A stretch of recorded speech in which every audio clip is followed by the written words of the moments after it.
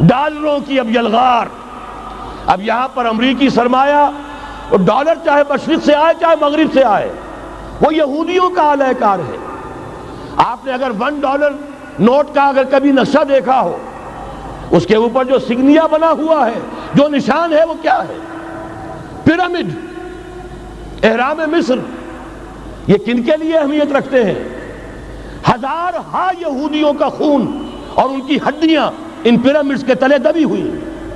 جب یہ احرام بنائے گئے تھے، یہ یہودی وہاں غلامی کے دور میں تھے، بیگار ان سے لی جا رہی تھی. بڑے بڑے پتھر جب گرتے تھے تو پسنے والے یہودی ہوتے تھے. یہ ان کی اپنی جیسے ہولوکاسٹ، جیسے انہوں نے اس کو اپنا سمبل بنایا ہوا ہے، اسی طریقے سے پیرامڈ، مصر کا پیرامڈ، یہ گویا کہ ان کے اس زوال کا ایک نشان ہے. اور اس پر ایک آنکھ بنی ہوئی ہے، ایک آنکھ، کان دجال کی آنکھ، وہ دیکھ رہی ہے. عجیب ہے یہ سمبل. نیچے لکھا ہوا ہے نووس آرڈو سکلورم، اور یہ در حقیقت 1776 جو نیچے لکھا ہوا ہے وہ رومن حروف کے اندر یہ 1776 ہے، جو میں بتا چکا ہوں آرڈر آف الومناٹی وساپ نے قائم کیا تھا. عام دنیا یہ سمجھتی ہے کہ شاید یہ امریکہ کا یوم آزادی ہے، سن آزادی ہے. 1 مئی اس آرڈر آف الومناٹی کی تاسیس 1 مئی کو ہوئی ہے. یہ 1 مئی جو منایا جاتا ہے، دھوکہ یہ دیا گیا ہے کہ یہ شکاگو کے جو مزدور ہیں ان کی یادگار ہے. حقیقت میں یہ 1 مئی اور 1776 آرڈر آف دی الومناٹی کی تاسیس کی تاریخ ہے. ڈالر میرے اس دیش کو ناپاک نہ کرنا. اور میں تو انہیں داد دیتا ہوں، جو کچھ انہوں نے، شاعر کہتے ہیں اس کو جو صاحب شعور ہے، اس صاحب شعور نے جو مشاہدہ کیا ہے کہ ڈالر آئے گا تو کیا آئے گا ہمارے ہاں. میری تو فکر کے اندر رچ بس گیا ہے. پاکستان کے بارے میں جب کہا تھا اے آندھیوں سنبھل کے چلو اس دیار میں، امید کے چراغ جلائے ہوئے ہیں ہم. ہماری امیدوں کے چراغ ہے یہ. اسلام کا گہوارہ بننے والی ملک ہے یہ. اس کو ہم نے قائم کیا تھا اسلام کے لیے. یہ آندھیاں نہ چلیں. اس ملک کو ہم نے اسلام کے چراغ جو ہے ہم نے اس میں روشن کیے ہوئے ہیں. اے آندھیوں سنبھل کے چلو اس دیار میں، امید کے چراغ جلائے ہوئے ہیں ہم. بہرحال یہ تیسرا سیلاب ہے، ننگی سرمایہ داری، جس کی پھر لعنتیں ہوتی ہیں. ایک طرف فقر، ایک طرف احتیاج، ایک طرف بھوک، ایک طرف دولت کے انبار. پہلے بھی ہمارے ہاں فرق کم نہیں ہے، لیکن اب جو ہوگا اگر یہ بات پوری ہو گئی تو وہ ننگی سرمایہ داری. اور سرمایہ داری ہی در حقیقت یہود کا سب سے بڑا ہتھ کنڈا ہے.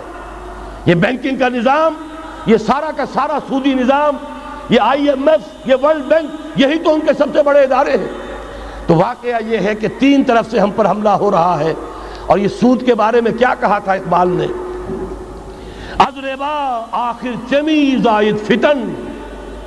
اس سود کے ام الخبائث کے پیٹ سے سوائے فتنوں کے اور کیا برآمد ہو سکتا ہے؟ کس نہ داند لذت قرض حسن. کسی کو قرض حسنہ کی لذت یاد نہیں رہی. بغیر سود کے قرض دو. تمہارے پاس فاضل رکھا ہوا ہے، کسی بھائی کو دو کہ وہ اپنی معاشی گاڑی کا پہیہ چلا لے، پھر اصل واپس لے لینا. اگر اتنی ہمت نہیں ہے کہ ان تصدقوا فهو خیر لکم، صدقہ ہی کر دو تو سب سے اچھا ہے. دے ہی ڈالو اپنا فاضل سرمایہ.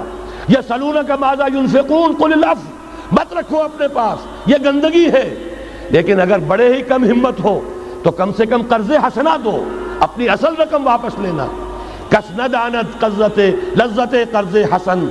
از ربا جاں تیرا دل چو خشت و سنگ. اس لیے کہ سود کے ذریعے سے انسان کے اندر تاریکی پھیل جاتی ہے. دل جو ہے اینٹ کے مانند، پتھر کے مانند سخت ہو جاتا ہے، کٹھور. ثم قست قلوبکم فہی کالحجارۃ او اشد قسوہ. آدمی درندہ بے دندان و چنگ، اور انسان بغیر اس کے کہ بھیڑیوں والے دانت ہوں اور بھیڑیوں والے پنجے ہوں، بھیڑیا بن جاتا ہے. بہرحال اب کرنے کا کام کیا ہے اس کو سمجھیے. اس پوری صورتحال کا میں نے آپ کے سامنے نقشہ پیش کر دیا. ایک طرف مغرب سے نیو ورلڈ آرڈر، جو جیو ورلڈ آرڈر ہے، اس وقت کی سپریم پاور آن ارتھ، امریکہ کی سرپرستی میں بڑی تیزی کے ساتھ حملہ آور ہے. دوسری طرف وَمَكَرُوا وَمَكَرَ اللَّهُ وَاللَّهُ خَيْرُ الْمَاكِرِينَ۔ اللہ کو پامردی مومن پہ بھروسہ، ابلیس کو یورپ کی مشینوں کا سہارا۔